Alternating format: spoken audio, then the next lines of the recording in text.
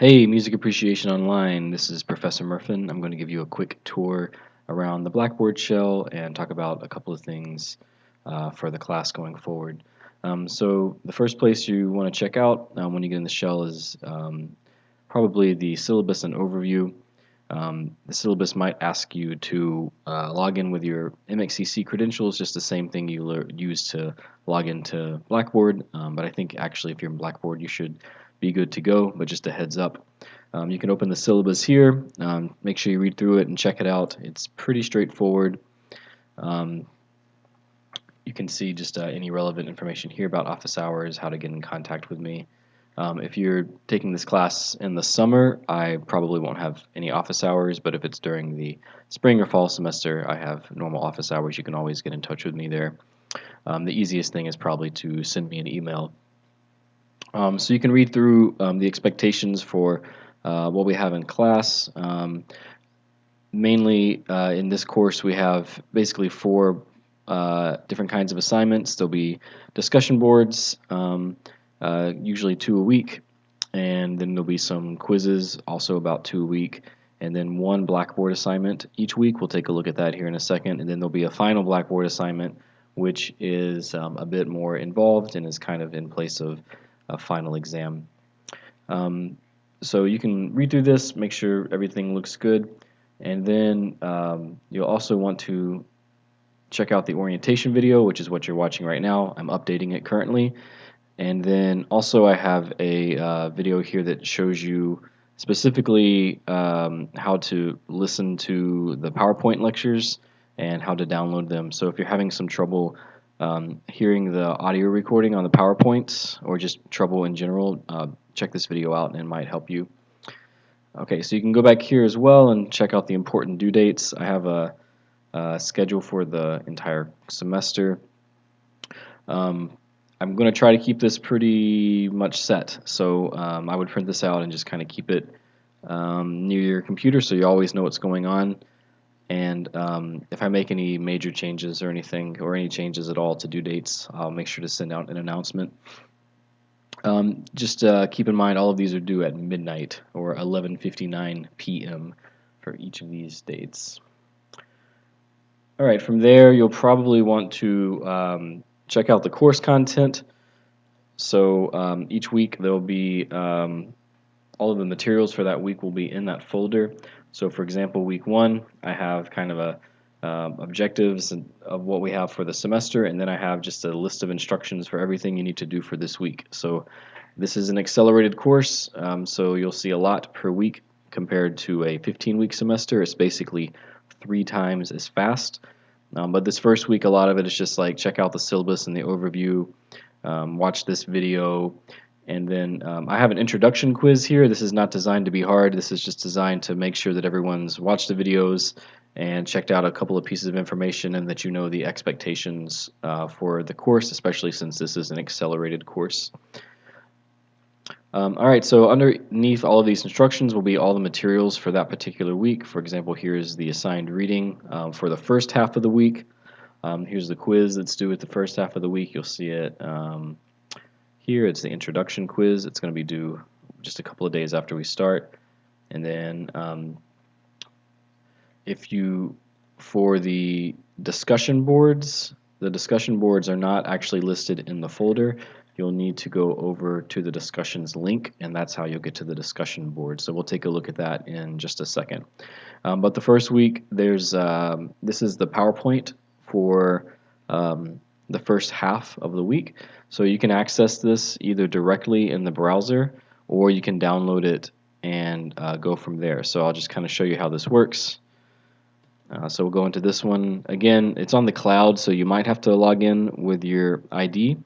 But you should be okay as a Middlesex student. You should be able to get into it no problem. Now each of these slides has a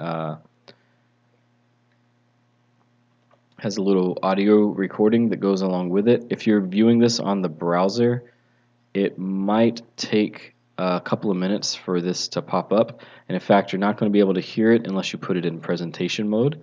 So down here you can put it in presentation mode. And then this loaded up pretty quickly. You'll see a little play button down here at the bottom. I think it's cut off a little bit on the screen right now. I'm going to unplug my microphone so that you can hear.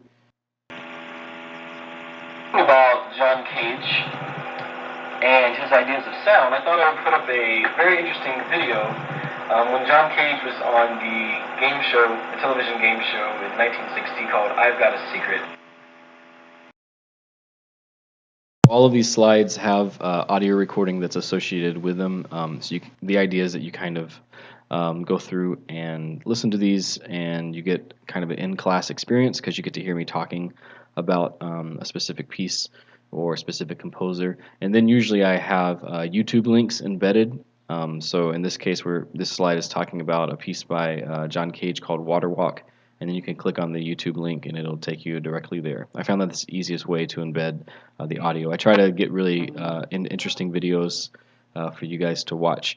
If you have some trouble with the audio playing, you can also just go over here.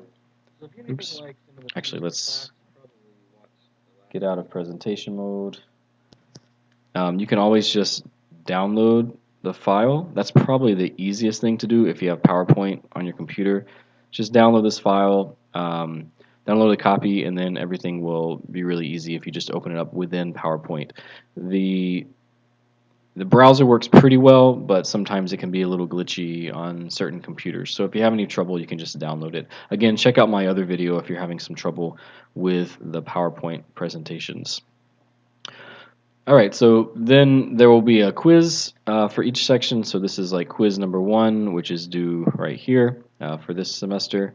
And that will be based on material from the PowerPoint and also material from the reading. So that's kind of where you're focusing that energy from. And then from there you can move on to the second half of the week, so like quiz 2. And you'll notice that quiz 2 has like 2 PowerPoints associated with it. That's because we're covering a little more material for that week since this is accelerated. And the quizzes are pretty straightforward. I don't think you'll have any trouble with those, but if you do, just send me an email, let me know.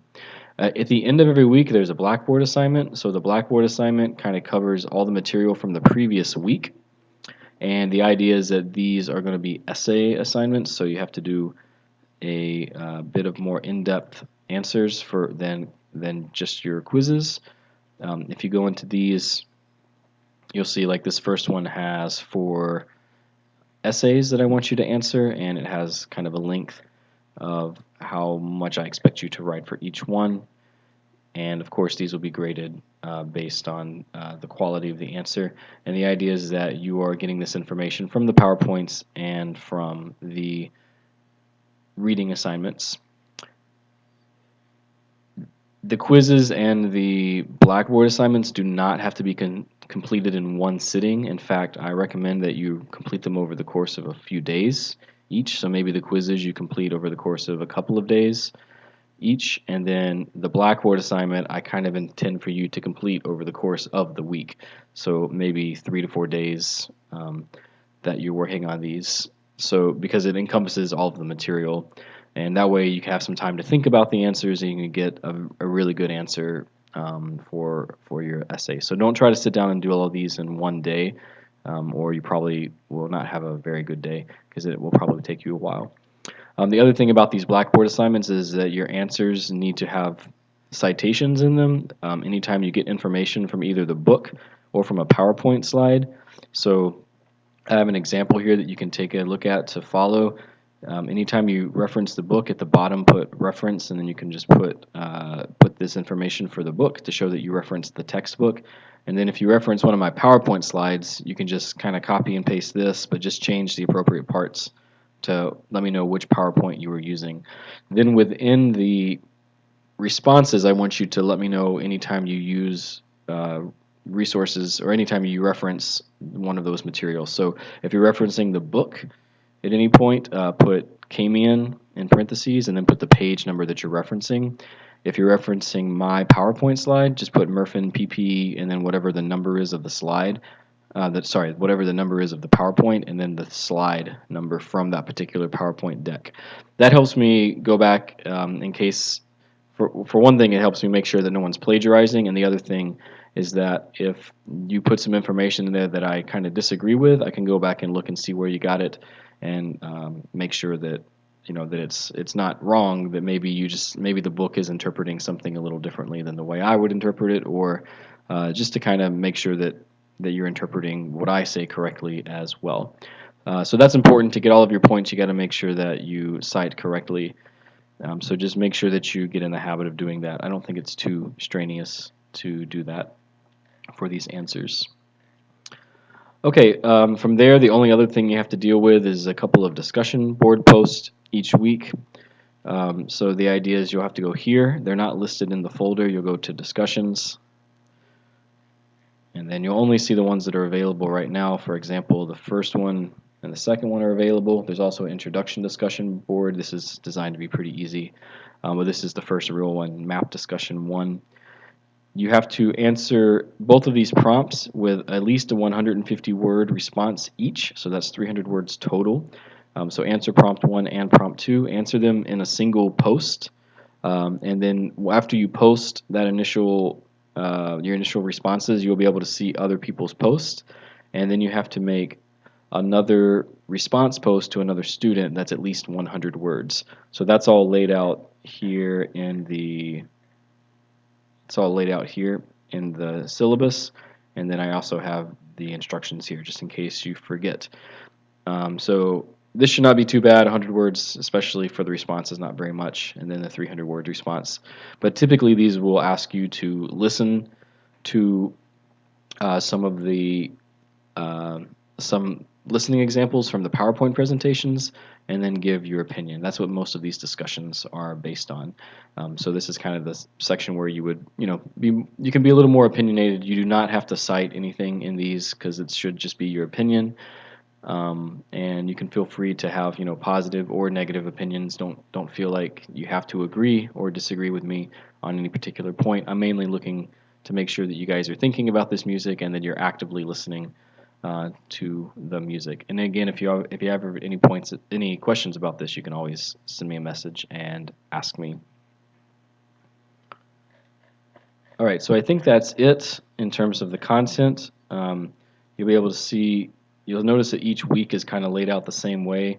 There's always the objectives, and then there's a bunch of directions on what you should do for that week, and then all of the actual assignments are down here. You'll see all the PowerPoints, you'll see the quizzes, and then at the end you'll always see the Blackboard assignment. And again, you should be working on that over the course of the week, and just follow along with the calendar, follow along with the directions here, and you should be good to go.